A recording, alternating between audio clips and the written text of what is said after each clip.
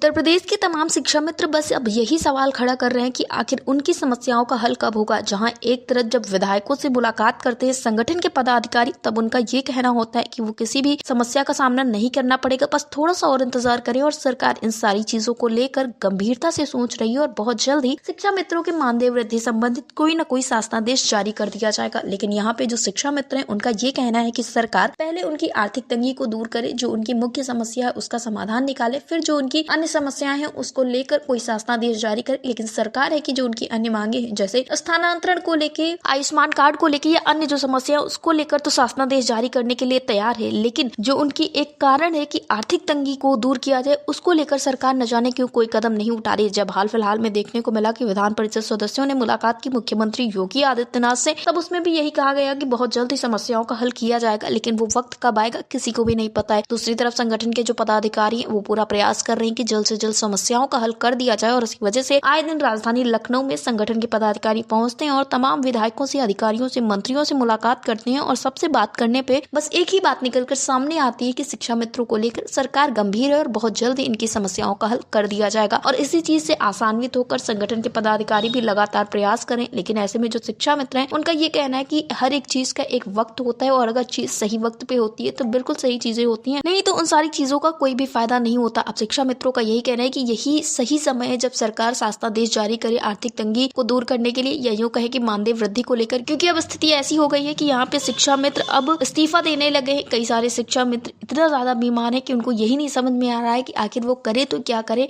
और ऐसे में अगर सरकार शासनादेश जारी कर देती है मानदेय वृद्धि को लेकर तो शिक्षा मित्रों के जीवन में भी खुशियों का माहौल होगा, उनका जीवन भी आसानी से कट सकेगा। इसी तरह के तमाम सवाल शिक्षा मित्र खड़े कर रहे हैं और शिक्षा मित्र अब ये भी कह रहे हैं कि जो प्रदर्शन की बात लगातार कही जा रही है तो अभी संगठन एक सीमित वक्त का इंतजार कर रहा है, एक सीमित समय दिया गया। अगर उस वक्त तक सरकार की तरफ से कोई कदम नहीं उठाया गया मानदेय वृद्धि को लेकर तो लोकतांत्रिक तरीके से ही शिक्षा मित्र कोई कदम उठाएंगे और आंदोलन के लिए प्रतिबद्ध होंगे। अब देखना ये होगा कि सरकार इन शिक्षा मित्रों के रोष को देखते हुए, या यूं कहें कि इनकी मेहनत को देखते हुए, इनके संघर्षों को देखते हुए सरकार क्या कुछ कदम उठाती है। क्योंकि इतने कम मानदेय होने के बावजूद भी राजधानी लखनऊ पहुंचते हैं शिक्षा मित्र और अपनी आवाज को सरकार के सामने रखते हैं, अपनी मांगों को सरकार के सामने रखते हैं और बस यही अपील करते हैं कि बस उनकी एक समस्या का समाधान कर दिया जाए, वो है मानदेय वृद्धि। उनके मानदेय में वृद्धि कर दी जाए जिससे कि शिक्षा मित्रों के जीवन में भी खुशियां आ सके। दूसरी तरफ सरकार की बात करें, आउटसोर्सिंग के जो संविदा कर्मचारी हैं उनके लिए तो शासनादेश जारी कर दिया, उनके मानदेय को लगभग 16,000 से 18,000 करने की बात कर दी है। लेकिन उत्तर प्रदेश की जो शिक्षक है यानी कि शिक्षा मित्र है उनके लिए सरकार कोई कदम नहीं उठा रही है। और हम बात करें अगर अनुदेशकों की, तो हाल फिलहाल में अनुदेशक संघ के प्रदेश अध्यक्ष विक्रम सिंह ने मुलाकात की है तमाम विधायकों से, प्रमुख सचिव से, मुख्य सचिव से। तो सबका यही कहना था कि बस थोड़ा सा इंतजार और उसके बाद शिक्षा मित्रों के, अनुदेशकों की समस्याओं का हल कर दिया जाएगा। नंद गोपाल नंदी से भी मुलाकात की, दीपक पटेल से भी मुलाकात की गई और सबका यही कहना है कि सरकार गंभीरता से सारी चीजों को देख रही है और बहुत जल्द ही शासनादेश जारी करेगी। लेकिन ये वक्त कब आएगा, ये सवाल शिक्षा मित्र भी खड़े कर रहे हैं और शिक्षा मित्रों का अब यही कहना है कि अब उनकी सहन शक्ति टूटती हुई चली जा रही है। अगर अब सरकार शासनादेश जारी नहीं करेगी तो सरकार को इसका खामियाजा जरूर भुगतना पड़ेगा। डेस्क रिपोर्ट, अटल टीवी।